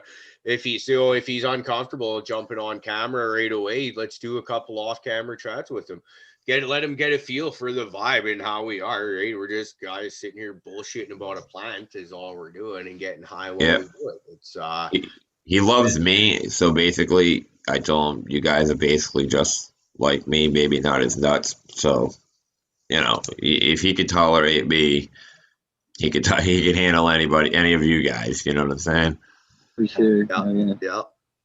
But like you were saying earlier, we all have our own growing styles. I mean, quite frankly, it's a weed that we're dealing with, but we all have our own growing styles, and it's what makes you happy. That's why there are so many different ideas out there. And yeah, no, I welcome any guests to come on and tell us a little bit about their growing style. And none of us are experts, but we all have opinions, and that's what I look forward to hearing is other people's opinions. Definitely. I got 4 different kind of styles at that big grow right now, bro, because I'm trying to see what works the best. You know what I mean? Where I can get the happy medium with yield, taste, and everything. You know what I mean? And all that. So I'm trying 4 different things, and to hear somebody that probably done all 4 of them things would be fucking awesome too, I've done like all 4 of those things, I bet, at the same time, just like you, man. I did the hydro, I did the liquid soil, I did the cocoa, and I had all of them running at once to see what was going to give me the best. And I found way less pain in the ass with cocoa. That was just me. I hate lugging water. And the more water I got to lug, if you got to fill a 55-gallon reservoir because you're running a hydro system, that's a lot of fucking work. Then you got to mix all the nutrients for that 55-gallon. I've definitely been through a lot of different ways. I'm right there with you, Bob. Like, once you get that taste, you're like, how is this gonna work? How is this gonna work? How is this gonna work? How's this gonna work? And then it's like, what if I switched all those plants around and put them under the different lights? Like I did my hydro under an HPS and I did my cocoa under an LED, but what if I switch those 2 next grow? Maybe that'll be better, And I go through a lot of that in the beginning, especially with the amount of plants. And that's kind of why I want to go to like organic or something where I don't have to fucking, add any nutrients. Because you see them 215-gallon reservoirs I got. I don't want to have to fucking mix nutrients, you know what I mean, at $2,000 per rip, you know what I mean, or more. So, and it probably lasts a while, but really you can't mix that shit up unless you're using it right then, because it depletes and loses value and it goes back. What if you put what if you put air stones into the reservoir? Oh, I got that. That, and I got a bubbler. I got air stones. I got an air like a circulator. Yeah. But like that heavy D shit, man, you can only mix that shit up as you fucking use it. It's only good for like 24 hours. After that, it ain't no good. So that's why I really would like to get away from the nutrients if I can help it. Hey, something else I've been giving a lot of thought to this week, and hadn't hadn't really thought about it before. But I'm curious. Okay, when you water a plant, now I'm assuming the best time to water a plant is in the morning, in their morning. Now, um, how long does it take when you water a plant for the nutrients and the water to build up or to absorb into the roots and be what's the word, be used up? As soon as the soil or the medium is dry, it can no longer take in nutrients, regardless of what's in there or what isn't in there. It has to be wet for it to be able to pull nutrients. So whether it takes it all up or not, I guess depends. But I mean, there's always something left behind. That's why people are constantly like they'll check their soils or their pHs or anything like that, or their ppms, you know. But from what I understand, if the soil ain't wet, it ain't pulling up anything, you know. That's why you'll see, you know, it's like your plant's drooping. It isn't a deficiency. It's thirsty. It ain't pulling anything up. Not even like if there's no water, it can't transfer. The water needs to be there to transfer, if that makes sense. Okay, well, here's my theory. I use a drain to waste system, and so I mix up and pH balance my nutrients every morning, and feed them. And I shoot for well, when the plant starts dripping out the bottom, I use 3-gallon fabric pots. When it starts dripping, I'm shooting for 5 to 10% runoff. And my theory is that every morning I give it fresh nutrients, and the water goes down through the bag and pushes out all the nutrients that weren't used up by the plant the previous day. The theory being that if it actually works, that I'm not going to get a buildup of nutrients. Yeah, that's why they say to do that. And I think they talk about like doing a pre-water sometimes, Rick. You know, people will pre-water like with just regular water beforehand, so then it doesn't like run their nutrients out. Their nutrients stay in it, I guess. Okay, so which leads me to the other part of my question or my thought is that right now I'm watering my plants. I use cocoa, and I'm watering them twice a day. Let me put it another way. You know, it's just about necessary to wash them or to water them twice a day. In flour? Sorry? In flour? Yeah. Yeah. Dude, I hammer mine. Like, I let at least a gallon of water drain out of the bottom of my pots, and I don't have to water mine for every 3 days. But I have a bigger pot than you. That's why. So the smaller the pot, the more the roots take up, the less medium's there to absorb water and kind of keep it. My 3-gallon cocos, though, I only water maybe once every 2 days now. So my thought is that I would mix up, and when I go by the manufacturer's recommendation, and I cut that to about 60-70% for feeding, but I'm feeding them every day. And so my thought is maybe just feed them the nutrients in the morning, the first one, and then wait maybe 2 or 3 hours, and then give the next feeding not so much nutrient, just maybe straight RO water. By that, and my thought is, okay, by that point, it would have absorbed the nutrients. I mean, those nutrients are expensive, man. Yeah, they are. I mean, really expensive. No. So absorb the nutrients, and then the next batch would be less to nothing in nutrients, and it would simply keep the medium, the cocoa wet until the next morning when I do it again. Yeah, because I can't see all of it running out anyway. Like there's got to be some nutrients in there, even when you put just that RO water in there, right? You know. Oh yeah. I would think there should be still quite a bit of nutrients in there, but yeah, because man, I know it does get expensive. But I've heard people doing the same thing with the drain to waste watering twice a day, like that, with cocoa and 3-gallon pots, because it just they're drinking a lot. Oh yeah. Yeah. That's I Hey, Rick. really want to get a automatic watering system, so that instead of feeding them twice a day, I'll be feeding them six or 7 or 8 times a day.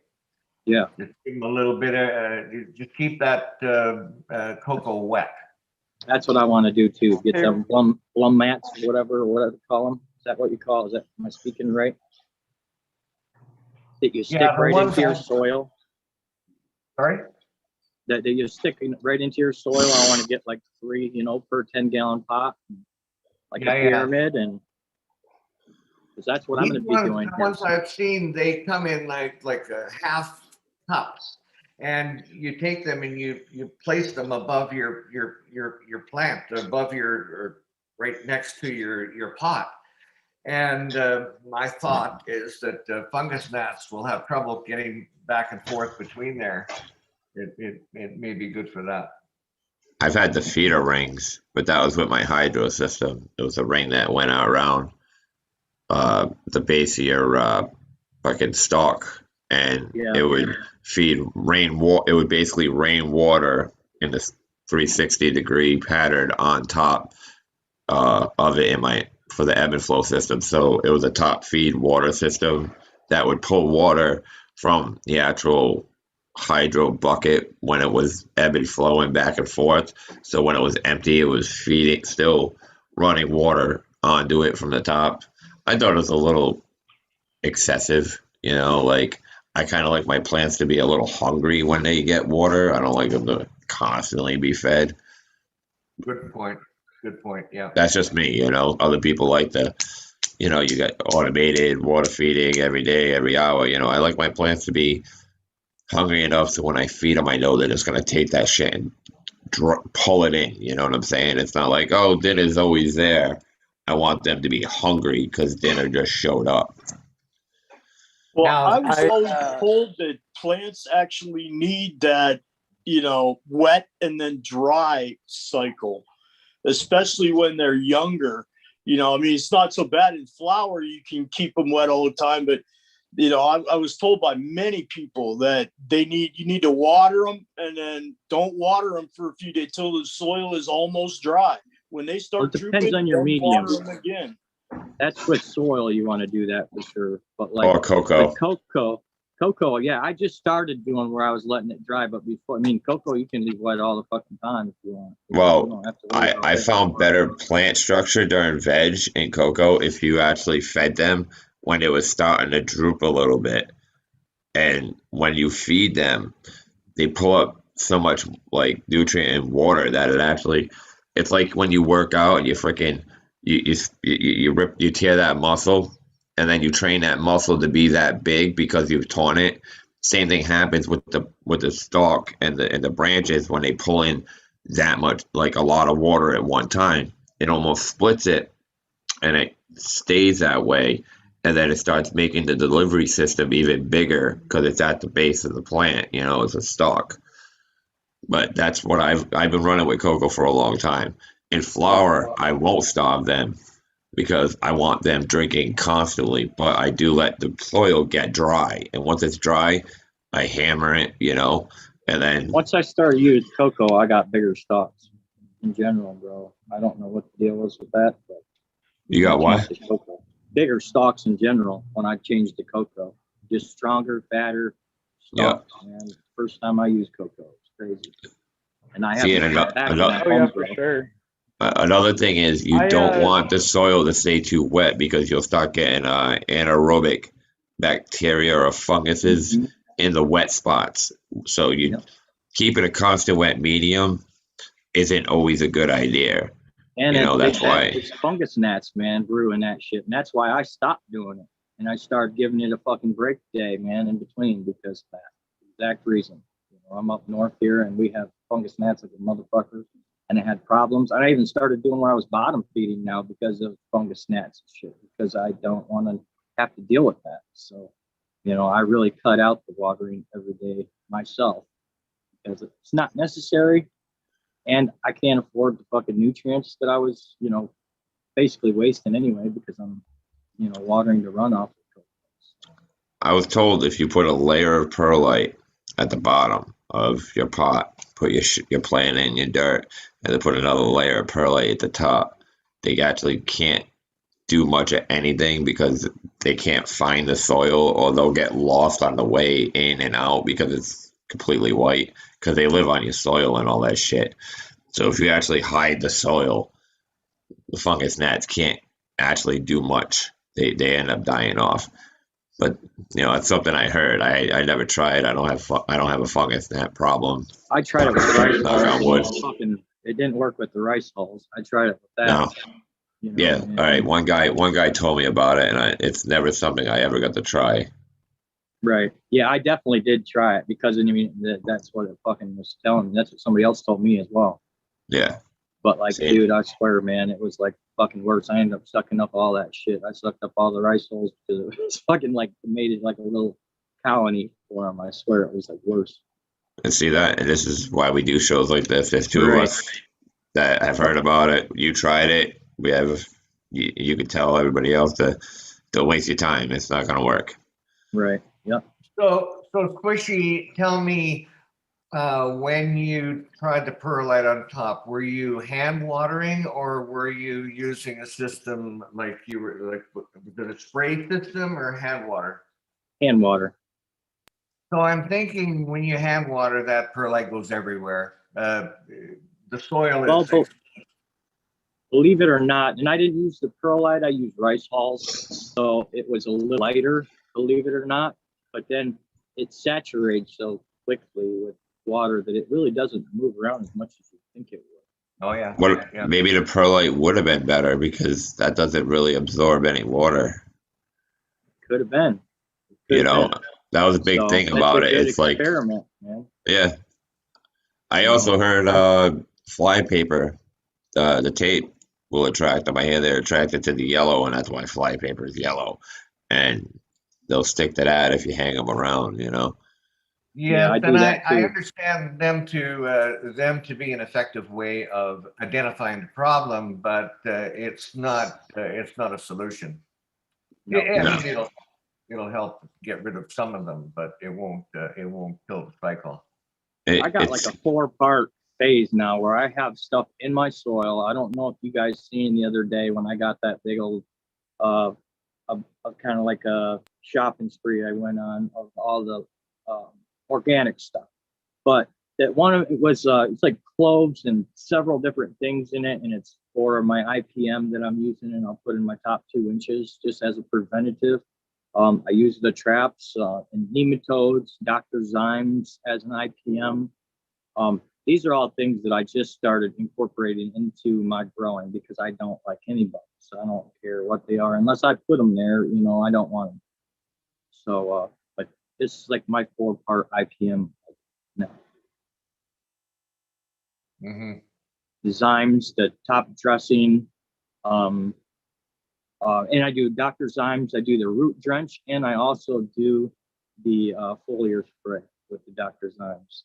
And then I also started there's another one, and I can't tell you what it is exactly right now, but yeah, I'm trying to do, you know, being up here, and then I'm also kind of in the woods in my big grow. So, and it is an old barn, so you know, it's not totally sealed and finished the way I want it to be. So I'm trying to be as good as I can about preventative maintenance beforehand. And keeping other random people out there and sticking with, you know, just me and one other person.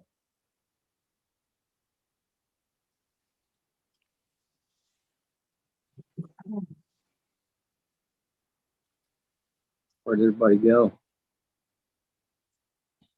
Everybody's getting high or going to the bathroom. See, I just got at my grocery store, man, because I go there. I spend, I don't know, maybe anywhere from $100 a day to several $100 a day. So I got a whole bunch of fucking free mammoth pee and some of the, oh, that's what it was, the insecticide. That's what it is for my IPM. And I'm going to start using my mammoth insecticide. I'm going to use that for my IPM. So that's going to be also, I'm really going all out. Bob, can you tell me a little bit more about mammoth pee? We don't get that in Canada. We just started getting recharge recently, and so I'm using recharge. Can you tell me about mammoth pee and then about the difference between mammoth pee and recharge? Okay. Yep. Let me get you. Hang on. I got some pamphlets here too. One more. Okay. Well, from what I understand, I am kind of new with mammoth myself. Recharge, I had stopped using ever since our one episode with 311 and was talking about he won't use it. So as much money as I was spending on it, I wasn't going to use it either. But so the mammoth pea is it's an organic derivative microbe inoculant that unlocks phosphorus and micronutrients to maximize growth. The dude that was working there, he told me his shit increased by 21% his yield, and it claims 16% yield and 16% or 6% increase in stem strength.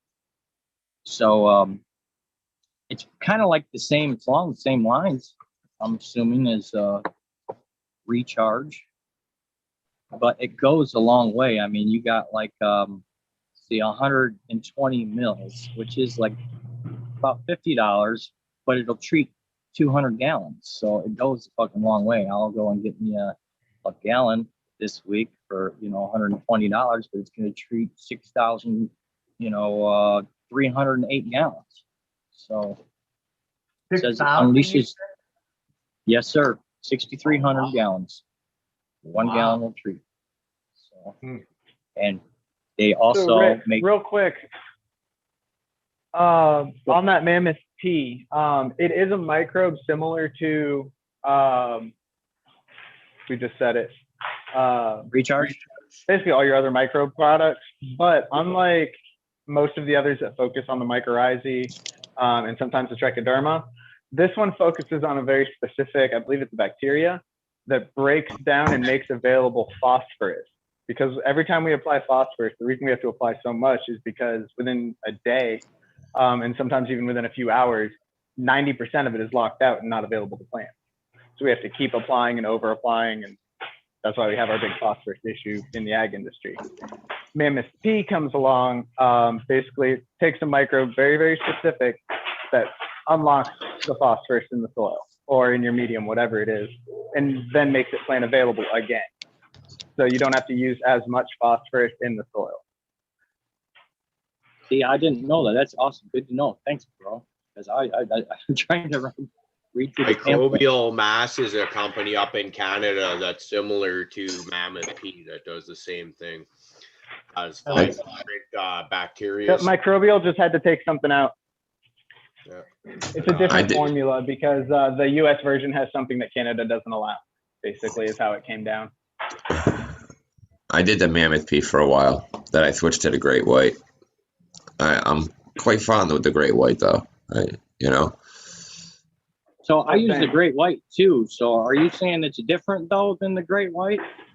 Because it helps. I only got to run the Mammoth Pea maybe once or twice, that I've been running the Great White ever since. But I don't have a problem with phosphorus. I use a lot of it, so I mean, unlocking the phosphorus, maybe I should double check it. Like I said, I started off at the beginning using Mammoth Pea, and then I moved on to some other things. So, I'm not knocking Mammoth Pea in any way, shape, or form, or I didn't stop using it for any other reason than that I moved up to a reservoir of 50 gallons when I did the ebb and flow, and I wasn't fucking putting 50 gallons worth of goddamn Mammoth Pea you know, like the price of it. No, the Great White was more economical, and it was also, I knew it was a good product by other people that abused it. So when you only gotta put a scoop for, you know, 50 gallons, as opposed to like I'd probably have to dump out the whole bottle of Mammoth P to fill 50-gallon reservoir, you know. So that's the reason I switched, and then I had it going back to Mammoth P just because it's the other stuff's, it's been convenient, dude. It's been convenient, and one jar has lasted me like 2 years because I'm not growing 55-gallon reservoirs anymore. I'm doing 3 plants, you know. And Yeah. that's the Hey, Prof, if you're are you doing hand watering at all when you're running your res? Like even like weekly? I or don't have the anything, just res to kind of go anymore. touch the I don't plant? have the res anymore. I Oh, hand okay. water. I absolutely hand All water. right, I I was gonna start off in say, the middle and I slowly make my way out. Like I'm not one of those dump a gallon jug things. I'm using a little half a quarter of a gallon freaking watering thing, and I start off with a circular pattern from the middle of my stem, my main stalk, and then I just start making my way outward because you know I don't want to flush that plant. Like I want to flush the I get plant, you. but I don't want the water to run straight through too fast. You see what I'm saying? So like I'll water the middle of one, then I'll water the middle of the next, and I keep bouncing around so the water will go and absorb slowly into the medium as it's going down rather than just rushing through it, you know. We were talking about losing newts fast. That's a fast way to lose newts. Yeah, it is. No, the reason I was asking is because if I've personally stopped putting anything in my res that's not nutrients.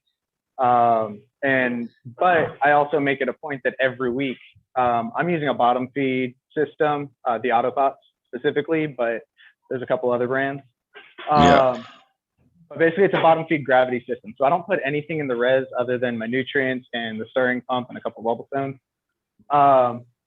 But once a week I go over and I top water all of my plants. I'll shut off the res for, you know, half a day beforehand. And then I'll go in and I'll top water all my plants that morning. And it just kind of, it gives it that kind of top through flush a little bit. Yeah. Not really a flush, but a little bit. Because I put a chelator in there. And then I also make it a point to put all my microbes in there. So they kind of get like a once a week microbial inoculant. They'll hang out for a week. They'll survive for a week. And then next week I come back and I kind of give them a reset and hit them again. With the ebb and flow, I mentioned to Rick that I had the top feed rings hooked up. So when there wasn't water in the actual bucket, because it sits in a reservoir for 3 hours and then shot into the buckets with the plants for 3 hours and then pulled back. It circulates air, mixes it. It works like the tide. That's basically how I see it. It works like the tide. Now, when there was no water in the plant, and there's only like this much, you know, it would actually the top feed rings come on and feed from the top, so the plant would both get straight root watering, and then in between that would actually get above feeding, like little circular rain shower around the base of the plant type of thing. But that was only in my ebb and flow. It would do that automatically? Well, you had to hook up an air pump and whatnot, but yeah, it would do that. No. I left them all at my other, when I moved, I left them at the grow house. I was like, yep, I'm not using this. Fuck these things. Mm-hmm. I left a lot there. I left an air filter that was 6 feet tall, only because it weighed like 500 fucking pounds, and I could not move the thing by myself, dude. Like you picked up those air filters, the carbon air filters.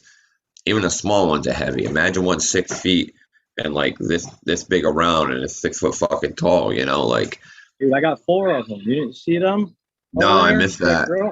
How heavy are those, dude? How They're heavy? heavy as fuck. They are. And that thing was in it. 80 Mine was in pounds. a basement, and I was like, I am not getting this out myself. F that. It can stay. I don't care. I hope the next person uses it to grow. That's what happened. I got these. Somebody left these at the house, bro. That's what happened. That's how we got them. Yep. I had 3 people help me get it in, but then when I moved out of there, I didn't have anybody with me, and I said, "Fuck that." Out of here.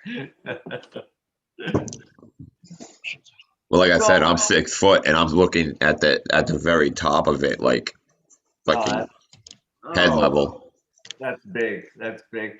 So earlier when you were talking about letting your cocoa dry out, how dry is dry? Like the reason I'm asking the question is, do you use microbes? Who are you asking? I'm asking Me. Prof. You. You're asking me? If you use microbes, yeah. Yes, I use great white microbes. I use them during veg every couple of feedings because I know they're going to be stuck in the same pot for 2 months before I can transfer them over. And then near the ending, I'll start giving them some microbes before I transplant them, just so that they're in that medium, in the 2 gallons, 3 gallons worth of medium before I put them in the 15. But yeah, I start off with that, and my dryness level in veg, if I can grab the pot and pick it up without any issue, and there's just a little bit of sag going on with my leaves, that's usually when I feed them. Okay. Saves me money on nutrients, and also because I reuse my cocoa, I still have phosphorus, as hypothetical mentioned, still locked in the soil, and other nutrients that would still lock me in the cocoa. And all I do is pH to 7, give them straight 6, 5, 7 water, and I don't have to put a nutrient in my water for a good month and a half. And I've shown you pictures of my plants. You guys seen all my plants. Everything I'm telling you is exactly what I do. Yeah, sure. I probably am doing all the things you shouldn't do. Like I said, things you shouldn't be doing. We totally shouldn't be doing this. Some of us are still doing this, and we're doing all right. You don't have to buy brand new cocoa. My friend, who I've talked to that I want to get on the show, he's different. Brand new cocoa, brand new light bulb, and we're talking Hortilux, So I mean, he's no slouch. Me, I'm taking his Hortilux bulbs after he uses them for 1 grow, and I got like 8 of them from like the last 2 years, and I've been using That's those. awesome. Hell yeah, that's awesome. I'm just saying, Because they're not fucking cheap. I know. No, dude, and they'll run good for a few grows. And he likes to do everything, do bulb, do this, do that, and I'm like, he's like, you want this? I'm like, you bet your ass I want that. I have a whole closet full of like 10 Hortilux bulbs that got like 1 or 2 grows on them. Yeah, that's the way my dude is with them double-ended too, man. He doesn't use them one time and that's it. And you got to figure we got 25 of them. So, and it's not cheap. Expensive. Hell yeah, man. Our veg side, we got single-ended. We got like 8 single-ended on the veg side. So, dude, those 1,000-watt Hortilux, what are they, $60? 40, $60 bucks? They're like $100. They're like really? $100 here, yeah.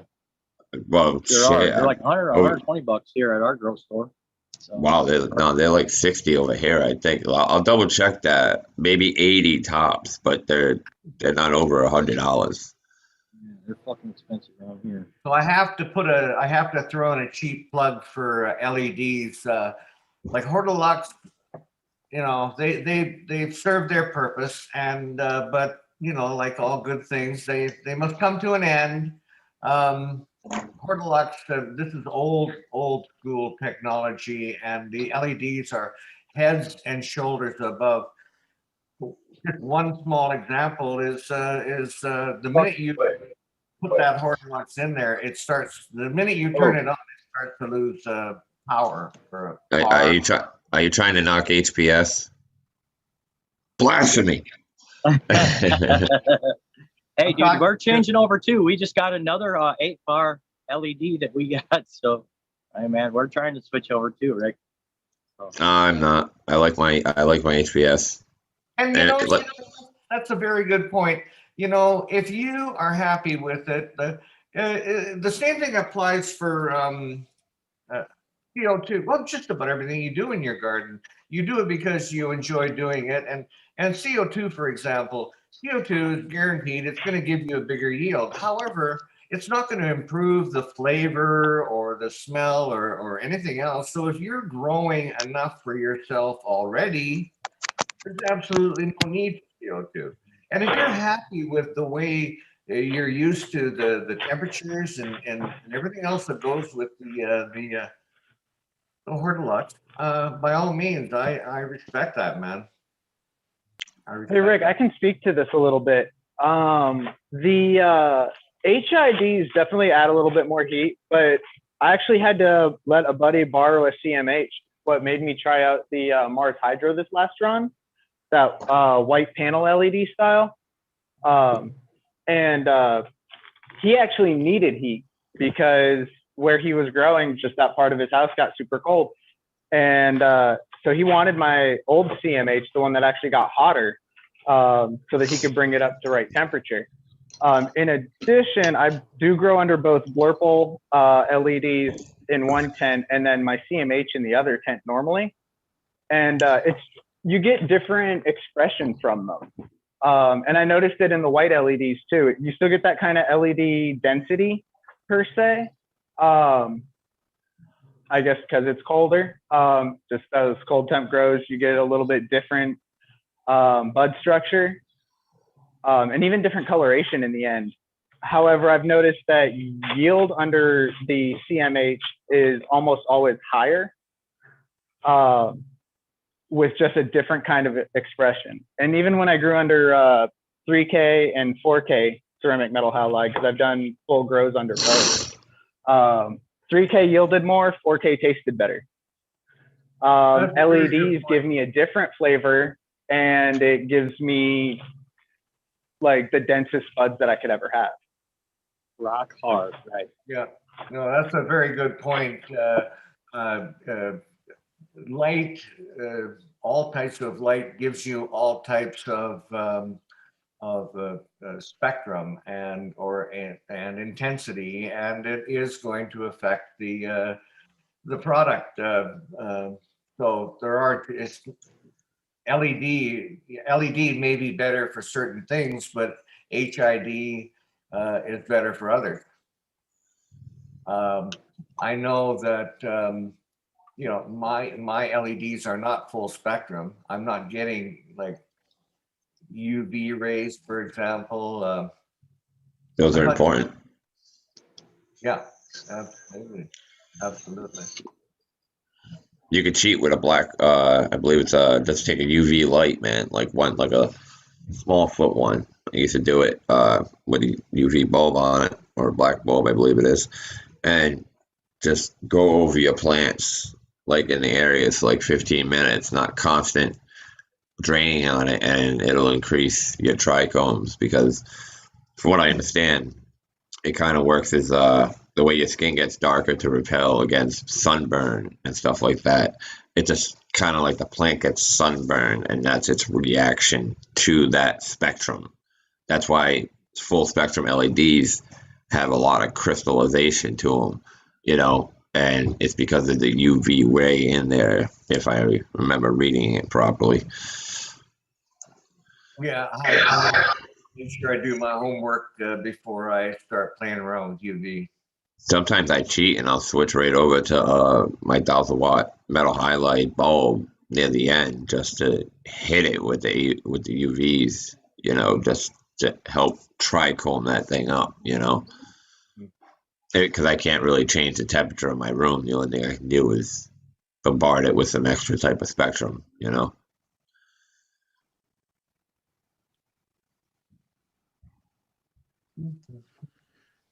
All right, guys. I'm gonna have some side by side stuff, so I'll let you guys know. Yeah, that would be great. Some side by sides. Yeah, for sure. Because me trying to remember. Mom is awake and she wants breakfast, so I got to wrap it up here for me anyway. Thanks, and y'all have a good day. All right. Okay, Later, Dritz. Yeah. Good to see And you. with that, guys, I've got stuff I got to start getting at too, so I think we'll shut this one down a little earlier than we normally would on a Sunday. But Hey, great to see you, fellas. Good to see you. yeah, and I just want to wish a happy belated birthday to Indica B since we didn't get to do the Friday show, which is too Happy bad. birthday, Andy. We love you, Yeah, brother. happy birthday, buddy. B. Happy birthday, IB. And to everyone in chat, we love all you guys too. You guys all Thanks for keep dropping up. by. Thanks for showing up Definitely. every time. And we'll catch everybody Tuesday. We'll be talking to you through the week, one or the other. Yeah, absolutely. All right. Y'all have a great day, and we'll talk to you sooner than later. Peace out, everyone. Later, guys.